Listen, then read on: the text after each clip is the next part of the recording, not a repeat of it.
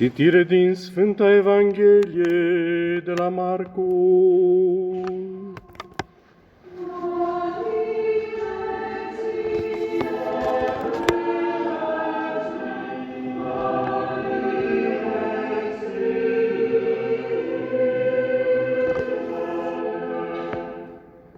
Să luăm aminte, zisa Domnul, oricine voiește să vină după mine, să se lepede de sine, să-și ia crucea și să-mi urmeze mie. Căci cine va voi să-și scape viața și-o va pierde, iar cine își va pierde viața sa pentru mine și pentru Evanghelie, acela și-o va mântui. Căci ce-i folosește omului să câștige lumea întreagă, dacă își pierde sufletul? Sau ce-ar putea să dea omul în schimb pentru sufletul său? Căci de cel ce se va rușina de mine și de cuvintele mele neamul acesta desfrânat și păcătos, și Fiul omului se va rușina de el când va veni într-o slava Tatălui Său cu sfinții îngeri. Și le zicea lor: adevărat grăiesc vouă că sunt unii din cei ce stau aici, care nu vor gusta moartea, până ce nu vor vedea împărăția lui Dumnezeu venind într-o putere.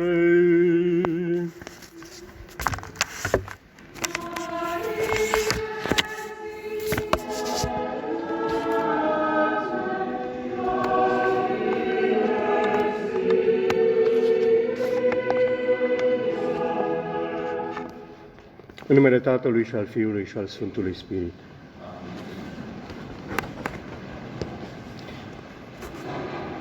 Iubiți credincioși,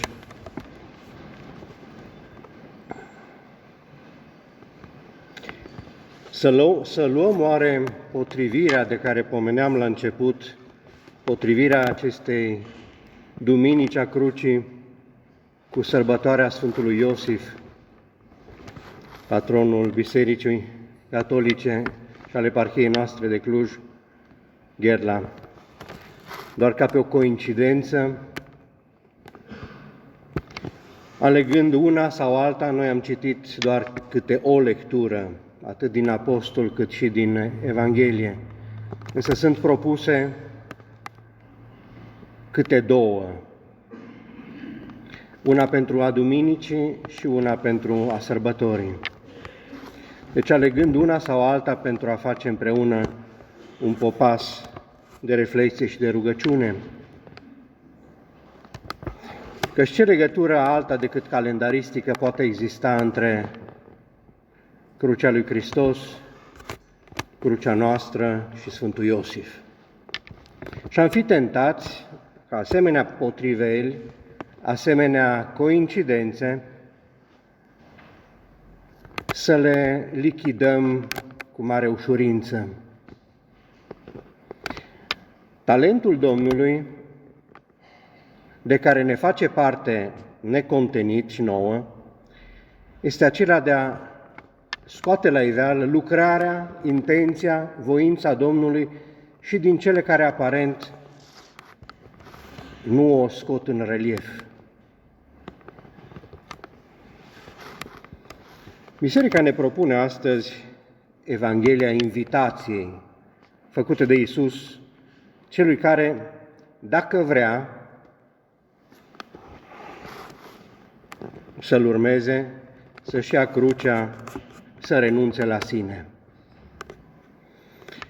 Și o face, ne propune această Evanghelie la mijlocul postului. Dacă vrem să ne asumăm,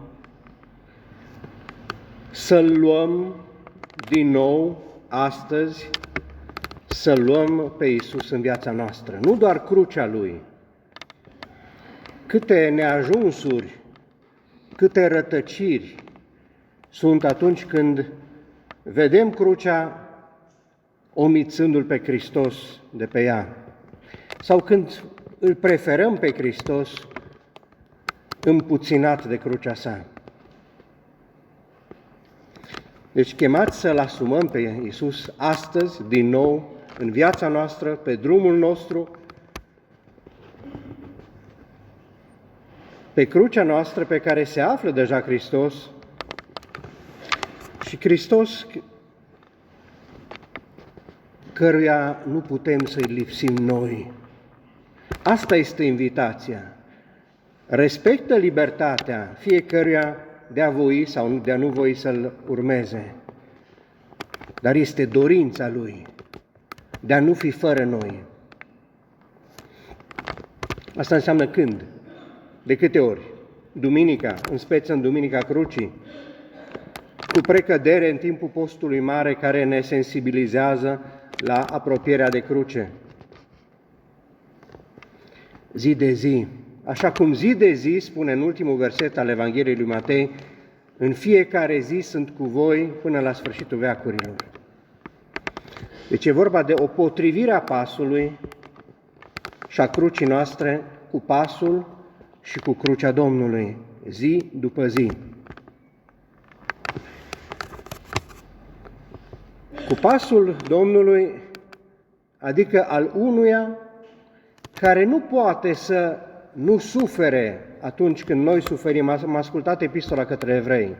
Avem un arhiereu care nu poate să nu sufere atunci când noi suferim, care nu poate să nu fie cu noi în slăbiciunile noastre, ci e unul care a fost încercat în toate, ca și noi, mai puțin în păcat.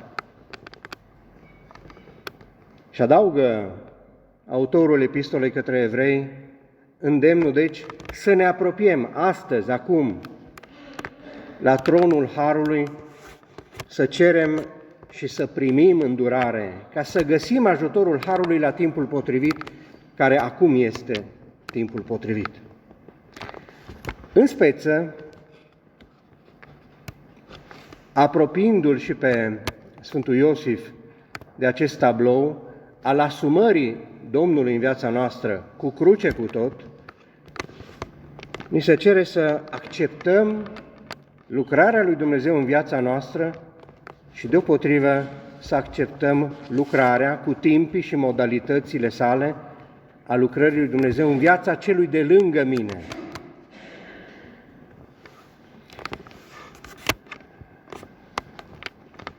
În pofida, sau poate tocmai datorită discreției sale, a tăcerii prelungi, a creativității sale neobosite, Iosif apare, dincolo de puținele cuvinte și repere pe care ni le oferă Evanghelia, apare ca un concentrat de credință, de speranță, de încredințare, de dibăcie, de dăruire și de dragoste, toate acestea măsurabile prin lepădarea de sine, care este marca, amprenta iubirii autentice. Am fi mai degrabă, zic eu, mai dispuși să murim din dragoste decât să murim din datorie. Și spun asta pentru că, în pofida puținelor repere concrete despre Iosif, Iosif nu putem spune doar că a fost unul care și-a făcut pur și simplu datoria, obedient, ascultător, supus, umil, ci este unul, atenție, și ne oferă deja o primă cheie pentru modul de a accepta lucrarea lui Dumnezeu în viața noastră. Este unul care a iubit cele care i s-au întâmplat. Temerar. A pus inimă în trăirea celor pe care Domnul le-a permis în viața lui. Pentru că pot să fac un lucru cu dinții strânși sau pot să fac un lucru cu inima strânsă. Și-a pus Iosif inimă în toate cele pe care Domnul i le-a pus înainte. Indiferent cât de mult acestea se apropiau de aspirațiile lui precedente au ba. Realitatea și nu imaginația este singurul loc în care eu pot experimenta prezența, însoțirea, purtarea de grijă a Domnului. Oricât de dificilă este realitatea aceasta, Sigur că ne-ar conveni să ne-l imaginăm pe Dumnezeu proiectat într-o altă realitate care nu este. Dar cu asta risc să ratezi prezența, însoțirea, grija sau, cum spune Sfântul Augustin, mă tem de Domnul care trece fără ca eu să-mi dau seama. Dacă pentru o clipă cred că fiecare e de acord, dacă o clipă am fi puși să luăm locul lui Iosif, cred că ar abunda de pe buzele noastre sumedenie de ce? De ce-uri cu nemiluita?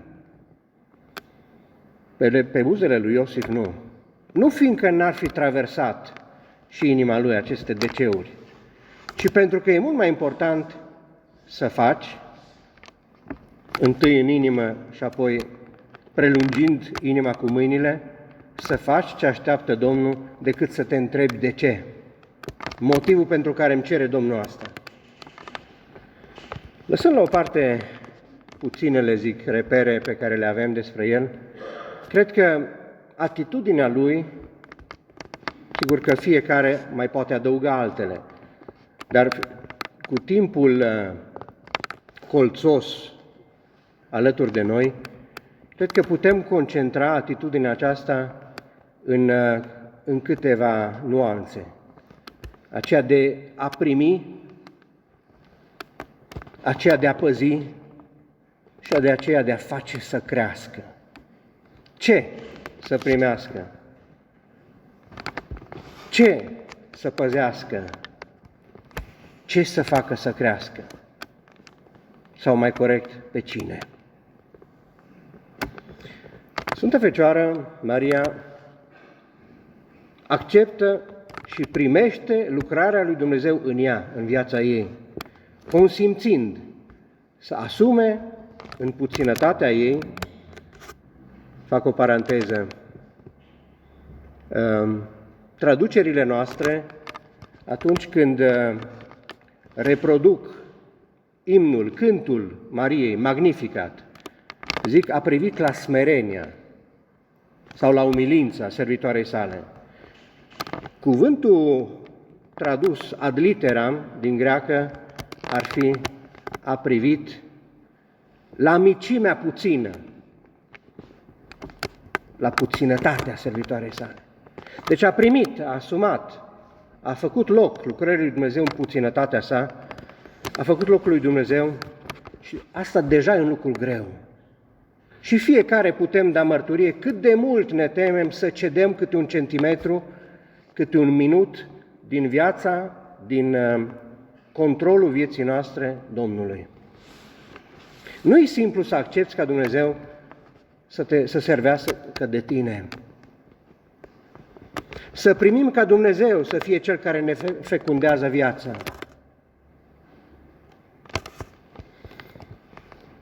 Pentru că asta înseamnă să-i dea El o direcție, potrivit ritmului său, potrivit realității sale, care este la altă înălțime și la altă profunzime decât a noastră.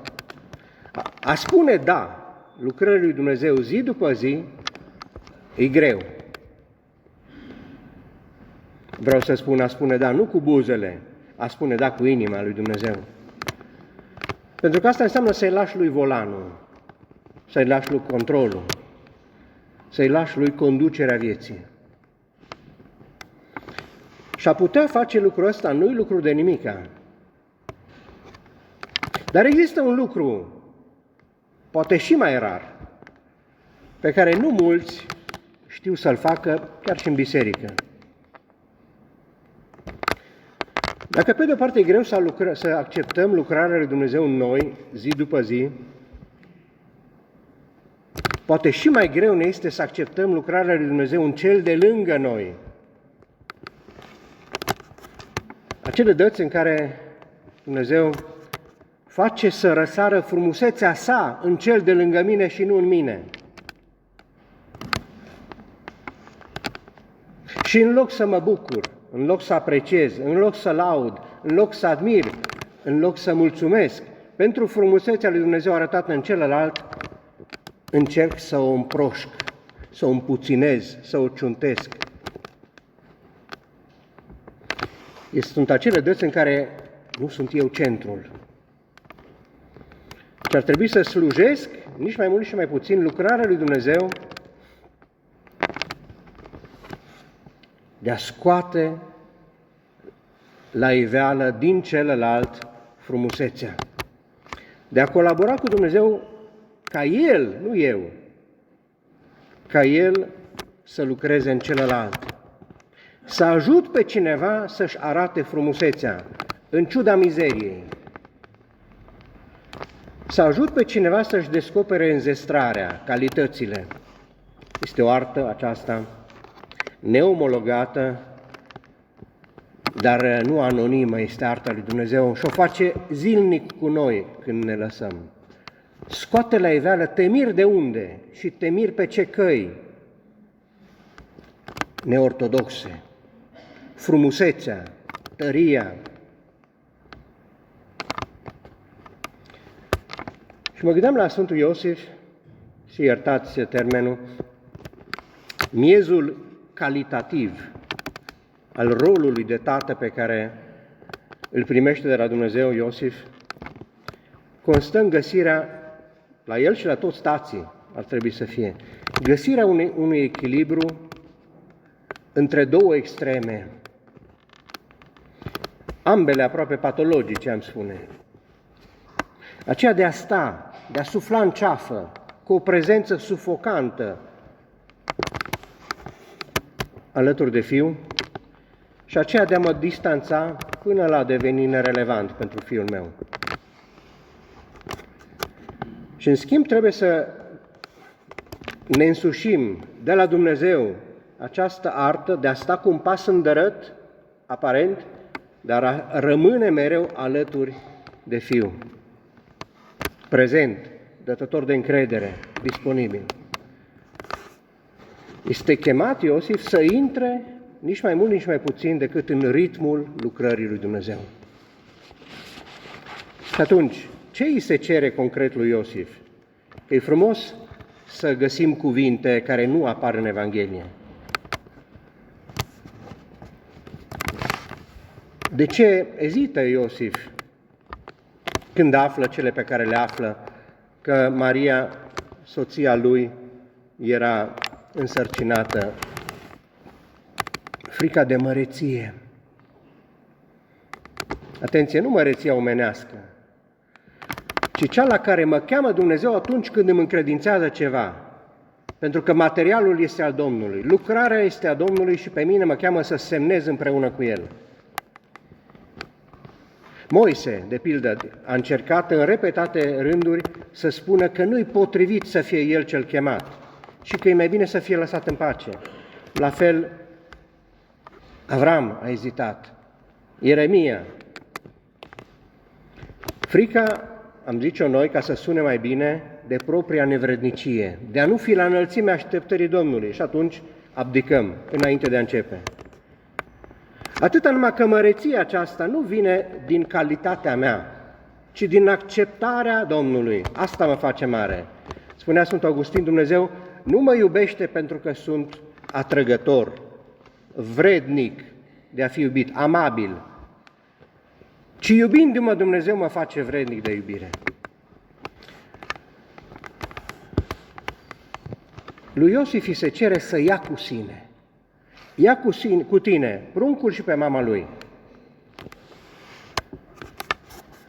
Asta, a lua cu sine, vine la pachet însă cu tot restul. Să fugă în Egipt, să rămână acolo câtă vreme dăinuie pericolul, să se întoarcă, să rămână, să fugă din nou. Care e motivul pentru această fugă? Motivul este Irod. Cu o expresie foarte inspirată, Sfântul Papa Ioan Paul al II-lea a scris o enciclică.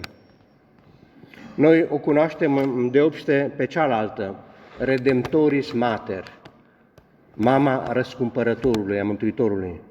A scris una intitulată Redemptoris Custos. și ar fi să fie paznicul, păzitorul răscumpărătorului. Ce înseamnă a fi paznic, a fi păzitor? În ebraică, verbul corespunzător încununează multe nuanțe. Înseamnă a veghea, înseamnă a fi mereu în alertă, a observa, a salvgarda. Și este verbul celui care știe că oricând un lucru prețios riscă să fie amenințat. Cel care veghează, cel care păzește, este la antipodul neglijenței și al distragerii. Oare începem să simțim că nu e o coincidență faptul că figura Sfântului Iosif ne este pusă la mijlocul postului și că se întrevede că de la fiecare dintre noi se așteaptă păzirea vieții Domnului în viața noastră?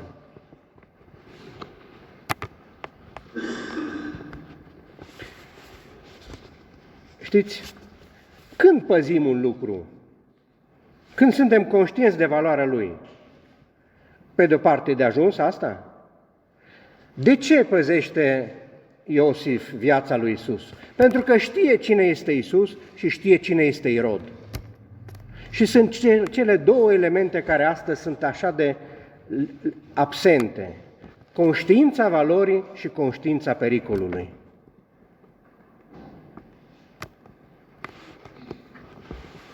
Și cele două căi pentru a evita neglijența și superficialitatea sunt tocmai asta: intuirea valorii și percepția pericolului. Ce poate să amenințe dacă este valoroasă pentru mine viața Domnului? Ce poate să o amenințe? Și nu putem să zicem că vin păgânii.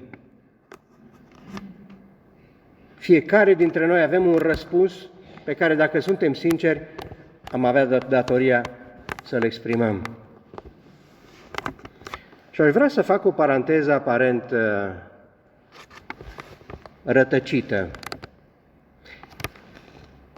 ca să vă spun despre ce era conștient Iosif că are în pază și cum de era conștient. Și o fac făcând un salt nepermis cronologic, dar îl fac, cu pilda lui Isus, în care noi ne închipuim temirce personaje, aceea a negustorului, a comerciantului de perle. Ei bine, Isus este vânzătorul, cumpărătorul de pietre prețioase, care când găsește una prețioasă din calea afară, vinde tot ca să o cumpere. Perla prețioasă a Domnului suntem noi.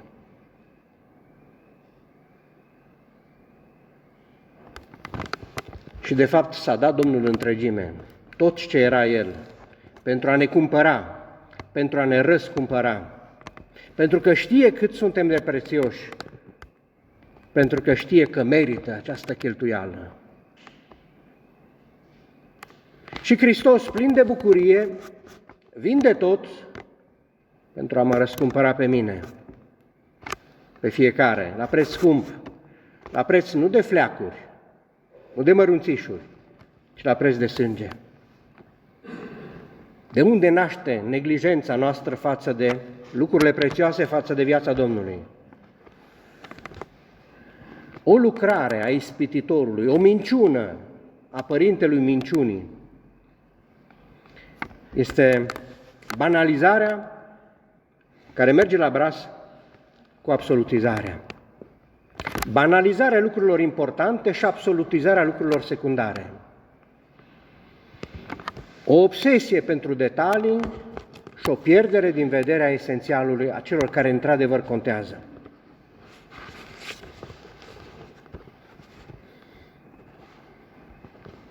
De ce devenim mediocri, superficiali, neglijenți?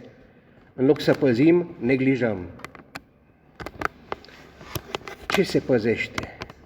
Ceva ce este în pericol. Chiar pericolul uneori ne trezește, scoate din inima noastră lucruri nebănuite. Purtare de grijă, păzire, atenție, istețime, dibăcie, destoinicie, când ceva prețios de al nostru este amenințat.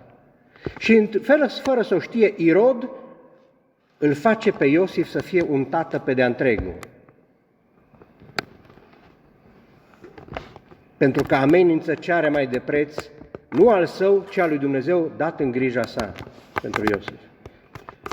Și atunci suntem chemați să perseverăm în bine, în ciuda toate. Atunci când apare pericolul, nu să o întindem, nu să ne temem de cruce, să ne păzim de cruce, ci să păzim cu crucea odorul de preț.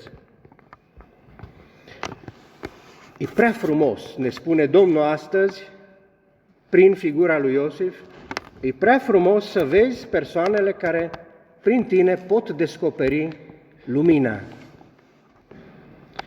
E prea frumos, mizerabil cum ești, să fii chemat, fiecare dintre noi, să aperi viața Domnului în viața ta. Căci cine vrea să-și salveze viața o va pierde, însă cine va păzi viața Domnului într-a sa, chiar punându-și-o în pericol pe a sa, eu o voi salva și o voi da pe a mea și îl voi lua în viața mea. Așa încât lista de mulțumiri cu care am început, cred că e deschisă pentru fiecare și, în primul rând, luându-l ca destinatar principal pe Iosif și pe Domnul care ni l-a dat ca far, ca îndemn, ca încurajare, ca în ciuda discreției, este responsabil de primirea, păzirea și creșterea vieții Domnului. Amin.